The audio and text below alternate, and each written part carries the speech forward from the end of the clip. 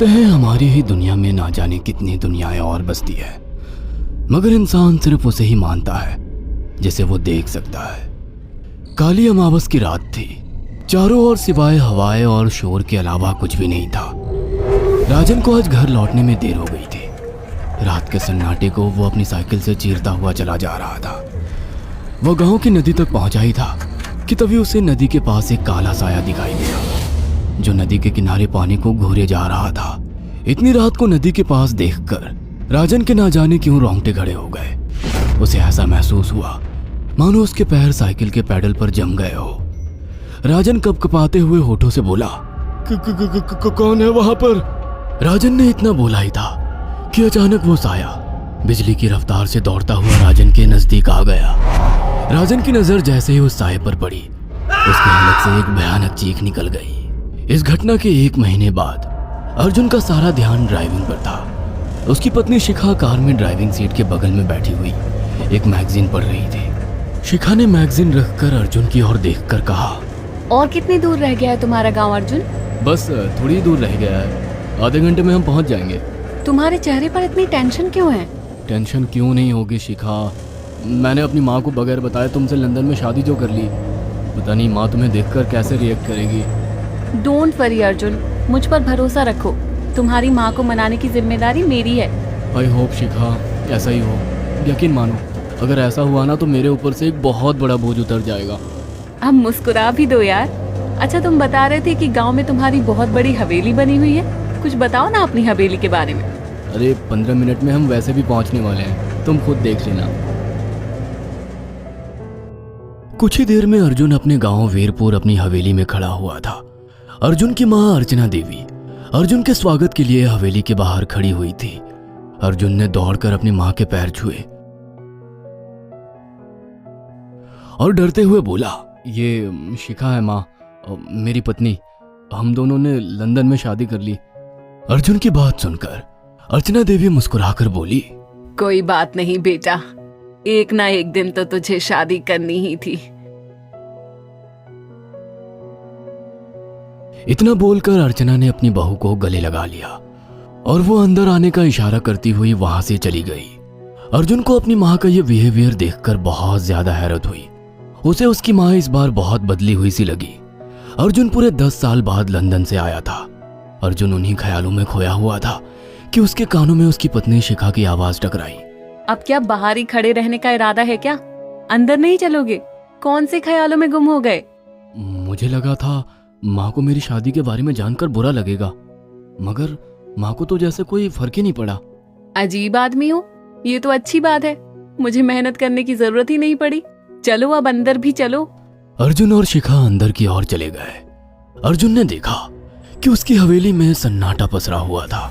उसे याद था कि उसकी हवेली में बहुत सारे नौकर चाकर हुआ करते थे। डाइनिंग टेबल पर डिनर के दौरान अर्जुन अपनी माँ से जो बोला वह सुन उसकी पत्नी शिखा और रहस्यमय अंदाज में मुस्कुराकर लगातार देखे जा रही थी। माँ, हवेली के सारे नौकर कहाँ गए? मैंने सबको छुट्टी दे दी बेटा। लेकिन क्यों माँ, तुम्हें तो काम करने में बहुत ज्यादा तकलीफ होती होगी। नहीं बेटा, मुझे कोई तकलीफ नहीं होती। कुछ वक्त से मुझे सुकून और सन्नाटा अच्छा लगता है। अर्जुन इससे पहले अपनी माँ से कुछ कहता कि उसकी माँ ने उसे बोलने से रोक दिया। अर्जुन चुपचाप खाना खाने लगा। खाने के बाद अर्जुन और शिखा बेडरूम में चले गए। अर्जुन बेड पर सोच में लेटा हुआ था कि अचानक शिखा अर्जुन से लिपट गई और वासना का तूफान अपने चरम पर पहुंच गया था। अचानक शिखा को दरवाजे पर 2 लाल लाल आंखें दिखाई दिए।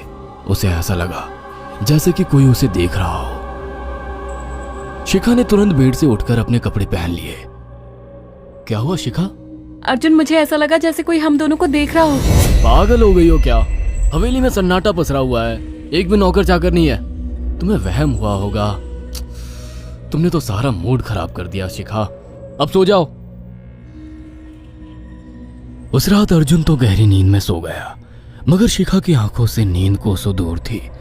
अगली सुबह शिखा जल्दी उठकर किचन की ओर चली गई, मगर उसने देखा कि उसकी सास अर्चना नाश्ता तैयार कर चुकी थी। माँ, आपने तकलीफ क्यों की? मुझे बुला लेती आप। शिखा की बात सुनकर उसकी सास अजीब से अंदाज में शिखा की ओर देखने लगी। उनके देखने के अंदाज में पता नहीं ऐसा क्या था कि शिखा को अपने रोंगटे खड़े होते हुए महसूस हुए। अर्चना धीरे धीरे करीब कदमों से शिखा के करीब आकर बोली, कोई बात नहीं बेटी, तुम्हें अब यहीं रहना है। तुम सिर्फ मेरे बेटे के साथ प्यार से रहो और जल्दी से मुझे एक पोता दे दो। काम की चिंता मत करो, वो सब मैं कर लूंगी। कुछ ही दिनों के बाद अर्चना गर्भवती हो गई। उसे हवेली में रहते हुए 6 महीने से ज्यादा वक्त हो चुका था और इन 6 महीनों में उसने नोट किया कि जब से वो गर्भवती हुई है, उसकी सास अचानक से आकर उसके पेट पर हाथ फेरने लगती और अजीब से अंदाज में उसके पेट को घूरने लगती। शिखा ने तंग आकर अर्जुन से कहा, अर्जुन, मुझे तुम्हारी माँ का बिहेवियर बड़ा अजीब लगता है। तुम्हारी माँ जब देखो मेरे पेट पर आकर हाथ फेरती रहती है। अरे माँ को अपने पोते के आने का बेसब्री से इंतजार है शिखा, इसमें अजीब लगने वाली क्या बात है? मैं तुम्हें कैसे समझाऊं? मैंने माँ की आंखों में एक अजीब सी चमक देखी है। कैसी चमक? शिखा के मुंह से अचानक से एक अल्फाज निकल गया, जैसे किसी डायन की आंखों में होती है। शिखा की बात सुनकर अर्जुन का गुस्सा 7वें आसमान पर पहुंच गया। वो गुस्से से चीखते हुए बोला, खबरदार शिखा, आगे एक शब्द मेरी माँ के खिलाफ मत निकालना, नहीं तो मुझसे बुरा कोई नहीं होगा। तुम्हें शर्म आनी चाहिए शिखा। जब से तुम यहाँ पर आई हो तब से मेरी माँ तुम्हारी कितनी चिंता करती है। वह तुम्हें समय से खुद नाश्ता बनाकर देती है, खाना देती है, यहाँ तक कि हवेली की साफ सफाई भी वो अकेली करती है। क्या बोलूं अब तुमसे, शर्म आती है मुझे तुम्हें अपनी पत्नी कहते हुए। इतना कहकर अर्जुन गुस्से से कमरे से निकल गया। शिखा अर्जुन से बहुत कुछ कहना चाहती थी मगर कह नहीं पाई। उसने महसूस किया था कि चाहे कितनी भी तेज आंधी और तूफान आए, मगर हवेली के अंदर धूल की एक परत तक नहीं जमती थी और दिन ब दिन अर्चना के चेहरे की झुर्रियां कम होती जा रही थी। ऐसा लगता था मानो वो जवान हो रही हो। शिखा के अब 9 महीने कंप्लीट हो चुके थे और एक रात अचानक उसे प्रेगनेंसी पेन होने लगे। वो दर्द से तड़पने लगी। ये देखकर अर्जुन घबरा गया। वो दौड़ा दौड़ा माँ को बुलाकर लाया और बोला, माँ, हमें तुरंत शिखा को किसी अच्छे हॉस्पिटल में एडमिट कराना होगा। अर्जुन ने देखा कि उसकी माँ ने उसकी बात को सुना ही नहीं। वो तो बस शिखा के गर्भ की ओर आंखें फाड़ फाड़ कर देखी जा रही थी। अर्जुन एक बार चिल्लाकर कहा, माँ, हमें शिखा को इसी वक्त हॉस्पिटल में एडमिट कराना होगा। नहीं, शिखा की डिलीवरी हॉस्पिटल में नहीं, इसी हवेली में होगी। लेकिन इस हवेली में आपके और मेरे अलावा कोई नहीं है। तभी शिखा दर्द से तड़पने लगी। अर्चना ने अपने बेटे को धक्के देकर कमरे से बाहर निकाल दिया और दरवाजा बंद कर लिया। अर्जुन हक्का बक्का रह गया। अर्जुन दौड़ता हुआ गांव की ओर गया। उसने देखा कि गांव में एक पेड़ के नीचे गांव के सभी बुजुर्ग इकट्ठे थे। उनके हाथों में जलती हुई मशालें थीं। अर्जुन उनके पास पहुंच गया और बोला, मेरी मदद कीजिए, मेरी बीवी को प्रेगनेंसी दर्द हो रहे हैं। आप प्लीज किसी दाई को बुला लीजिए, जितना पैसा चाहिए देने को मैं तैयार हूँ। तभी उसके कानों में गांव के सरपंच की आवाज टकराई, बेवकूफ लड़के, तू अपनी बीवी को एक डायन के यहाँ पर मरने के लिए छोड़ आया। क्या कहना चाहते हैं आप? आप जानते हैं आप क्या कह रहे हैं? वही जो तू सुन रहा है। तेरी माँ एक डायन है। इन गांव वालों के हाथों में जो मशाले देख रहा है ना, हम तेरी ही हवेली में आग लगाने जा रहे थे। तेरी माँ ने इस गांव में ना जाने कितने नौजवानों को मार कर खाया है। तेरी माँ एक डायन है। लगता है आपका दिमाग खराब हो गया है। आप जानते भी हैं मैं कौन हूँ? हाँ, मैं जानता हूँ। तू ठाकुर धीरेन्द्र प्रताप का बेटा है। तेरे पिता को शक हो गया था कि तेरी माँ एक डायन है, इसीलिए उन्होंने तुझे हमेशा उससे दूर रखा। पहले तेरी माँ ने तेरे पिता को मारा और धीरे धीरे करके वह हवेली के सारे नौकरों को मार कर खा गई और फिर गांव वालों को भी मारने लगी। और अब तो तेरे होने वाले बच्चे को खाएगी, क्योंकि डायन को नवजात शिशु का मांस खाना बहुत पसंद होता है। अगर मेरी बात पर यकीन नहीं है तो चलकर मेरे साथ तो खुद अपनी आंखों से देख ले। इतना कहकर सरपंच अर्जुन को लेकर हवेली की ओर चल पड़ा। उसके पीछे कई लोग थे जो जलती मशाले पकड़े हुए थे।